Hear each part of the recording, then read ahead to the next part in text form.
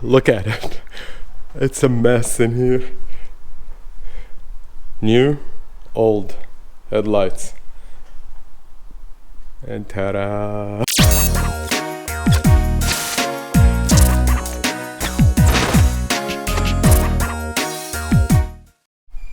Welcome back, everyone. Today's episode, we're attempting to replace this one. But before we do that, let's do something a bit fun. Don't you think it's about time that we change the car keychain? Well, this is what I bought on eBay. Universal one. Well, it's actually not that universal. Let me show you what I'm talking about. There you go. Can you read that? This is for Nissan Skyline. See? FOB. Or fob, keyless. Now, if you read the description, how much was it, by the way? Yeah, there you go. And it arrived in record time. So if you look at the description over here, it just tells you exactly how you do that. So sit in a car with door and window locked, closed. Lock driver door with manual switch. Insert and remove key from ignition 6 times within 10 seconds. Then within 2 seconds, insert key into ignition and turn to accessory. Press any button on the new remote. Locks will cycle automatically. I don't know if it works. I mean, in theory, it should be open, lock, and even trunk. Let's give that one a crack. So, follow the, the instructions, and hopefully it should work. Now, if it doesn't work, it says, if it doesn't work, repeat 4 and 5 for any existing or extra remotes, blah, blah, blah, blah, and so on and so forth. So, let me give it a shot and see. If it works, then at least we'll get rid of the car tag. Sweet. Well, guys, sorry to report, it was an epic failure.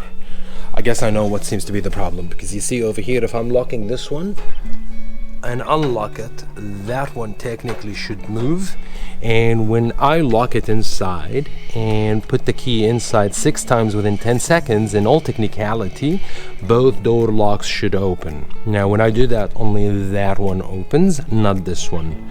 I guess that's the problem. So we kind of need to look into the central lock mechanism. That being said, I do believe it's high time for me to replace it. So I'm just going to replace it anyways. It's good to have this look. It looks more fresh. Anyways, let's do that and just chuck the key somewhere and start working on something. Okay, being productive and all. This is the hood latch, and this is the cable. This is what's standing between us and removing this, because we need this one. The old one, remember, the guy just simply snapped it. So you need to work over here. Now, you're not going to be able to see it properly, but there is a spring. You need to loosen it up, get it out, and then you'll be able to reach out to the cable and unloosen it. It's a bit finicky, it's a bit annoying. I would suggest these are 12mm bolts. Unbolt them, get it out, and that way you'll have access to it. So this is it. And from the back, you see this is the cable. Now, the cable will sit somewhere here. You see in this recess, and this piece of thing it just hooks up over here, and the spring basically is connected between this and that. So, easy, just unbolt this one, and you'll be able to release it, because that's all what you need to do. You just need to release this one. Mine is, as you can clearly see, it's chopped. So, let's do that on that one, and hopefully that will allow us to basically access. On a separate note as well, I need to cut some zip ties from over here, just so that I can start digging into this whole drama. Cool. Alright, we've got the light hooked up, and I'm not using the hood prop over here. I've got the old one hooked up on top of the engine, because once we remove this one, basically, this goes with it, whether we like it or not. Okay, this is the radiator reservoir, 8mm, headlight, 8mm. This is the frame, 12mm. So I was thinking to remove this, to remove the headlights, just to clear up some of the clutter in both ends. Then I'll cut the zip ties over here, and that allows me to remove this duct. I don't think this is OEM. Anyways, so this is basically the There you go, and you just unhook this one and unhook that one, and in all technicality you start having a bit of a space to work with. Somebody sprayed some weird gooey thing all over the car. I'm not really a fan of. Really, I'm not a fan of. What is this? Yeah, this one hooks up over here onto the engine, so we just need to hook it up back because this is how it should look like. There you go, problem solved. We're fixing things as we go. Impressive. This should be okay. There you go. I'm just gonna get me another zip tie just to zip tie this one. That way, because both of them, they need to be zip tied. And this one, I think. You see, we're fixing things as is. Nice, nice. So I'll just tighten things up just to make it a bit more appealing to the eye. For a moment I thought this one was broken. Oh my god, thank god it's not. Alright, so I'll cut them up, I'll loosen things up, and we'll take it from there. Trash. Alright, status update. I removed the headlights with the spaghetti of wiring that comes with it. I don't even know what happened here. This is it. This one already has some wires, so I'm trying to loosen them all up. You see, all the way to the horns. Basically, it's a one wire, so I managed to remove it with all the bolts that basically attach to it. And this is what I believe is the gear cooler, transmission cooler, I suppose. I mean, it's still okay. No, don't worry about this. So I removed it because it was attached over here as well. Over here kind of thing. So I removed it. Yep, it was here like this. I removed it. Now it's not attached to this. From this side, there's absolutely nothing attaching and holding it except those two. And same over here, those two, but I need to remove this one. I need to remove the cable. And what else? Some bolts over here at the front, I guess. But this is the washer bottle. This is the wiring for the motor. Now, since we don't even have the washer bottle over here, and these are all the wires that was there, I suspect it's this one because it was dangling, doing absolutely nothing. And if this is the one, then it's only a matter of soldering it. Yeah, it is actually. Same colors. Although this one has 4 wires. I don't even know why 4. Whilst this one, I don't know. It might be actually more than 4. I don't know. I haven't seen it. Nah, it's 2. There's 2. I can see 2. There you go.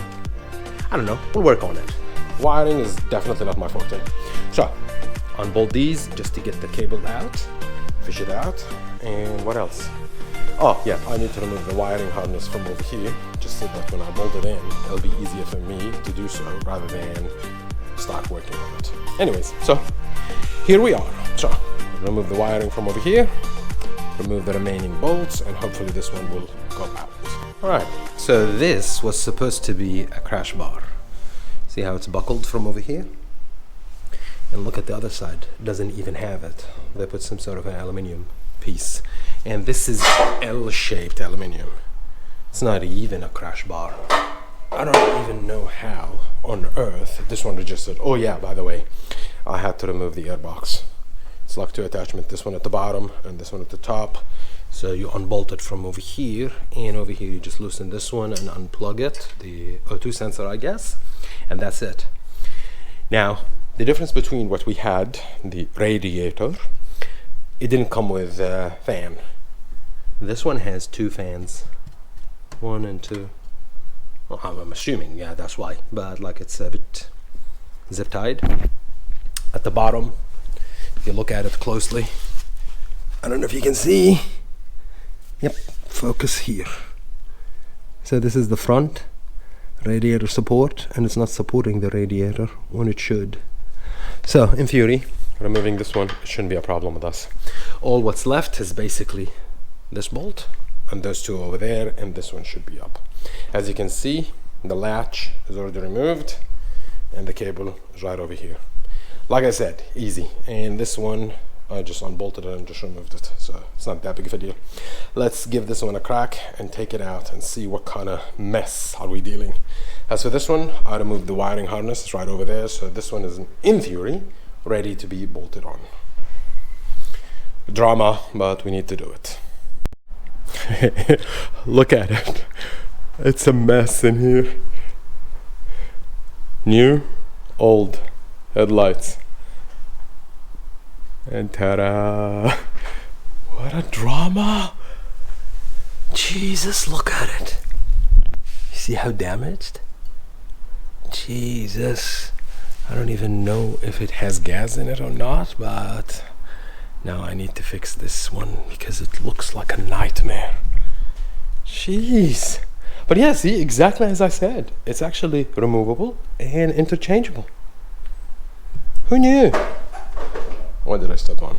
Oh, there. Airbox. All right. See? Frame. Perfect shape. Perfect shape. So I've got no frame damage at all. And now I've got a clearer look at the engine. Boy, it's actually in good condition. Not bad. And even, wow. Heck yeah. It's good. All right, so let's try something and see if I can replace the condenser, because the condenser is my problem. If I can do that, I'm a winner. If I'm not, I need to get a professional to help me. I suspect it doesn't have gas. That much I suspect. If it has gas, then I need to get professional to basically get the gas out. But I don't think so. I doubt it. Looking at it, it doesn't even look like it has gas in it, because if this one is damaged, then most likely it doesn't. But what do I know, right? I checked, has no gas. So this is the high. I opened it, and with the screwdriver I just pushed on the thingy, the stem, nothing comes out, so we're good. This is our main problem. These are what they call it, the AC and fuel line connects, and for them to remove them, see, it comes by default with this plastic thingy, so you need to shove this basically all the way in, and as you shove it, it releases it and you'll be able to pull it. This is too thin, usually with wear and tear and old, it's gonna break.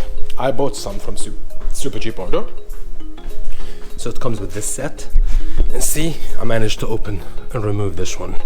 This is how it looks like, and this is from the inside. So this is the plastic thingy. You need to get the right one for the size, and you need to push it all the way as it just clips in. Once it clips in, you can clearly see that it's clipped. At that point, you just need to basically get it out. There you go. It's just that easy. So now we do have a set.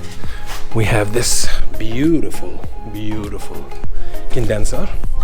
Same thing that we did over here, we need to do it over there in order to remove that ugly condenser and put this one instead. And hopefully that should solve our problem with regards to the AC. Unbolt it from over here so that we can bolt it over there, and hopefully we got something working. Too technical, especially for me. I've never actually done something like that. Anyways, let's do that and just put it back in. Most likely there are a couple hoses at the back. We need to unclip them and just put them back. So put something under in case it's gonna start leaking. A few moments later. All right, we hit the snag. We managed to remove this one. So this one was easy. The other one, sadly, from the accident was twisted. So I was always wiggling with it. Bam, it snapped. Sucks. You know why? Because for you to replace this one, you need to go all the way from the back, which means I think I need to remove the cowl to get it out. Oh well, but at least we got the damaged one out. We can put the good one in, which is that one near the cat. I'm tired, I need a break. I need a coffee break. Alright, I'll get back to you guys. Just for record, that's the old one, and these are basically the leftover. Check it out. We've got a front clip, well, radiator support basically, and let's just put prop. There you go. Everything back as it should, and a proper radiator support is installed. Even those, remember when I told you I'll get them? There you go, I got them. And it's connected. Nothing is moving, everything as it should be. And guess what? There you go. We just need to hook it up because the hose is, there you go. And this is for the motor, I suppose. It's gotta go somewhere in here, but at least we've got everything connected. And yes, even this one is connected. So everything is basically exactly what it should be. Boy oh boy, at least we've got it back into place as it was, and it's properly lined up, properly connected. This, I need to chuck it. Well, I'm not going to chuck all the bolts, I'm going to keep them because you never know when you need a bolt. But apart from that, everything else is good. That was something. I'm going to call it off today because I'm exhausted. Anyways, if you like what you see, stick around. I'll give you a bit of a sneak peek. Yes. Yes. Ta-da. And ta-da. We need to work on this. Anyways, stick around until next time. Okay? Yalla.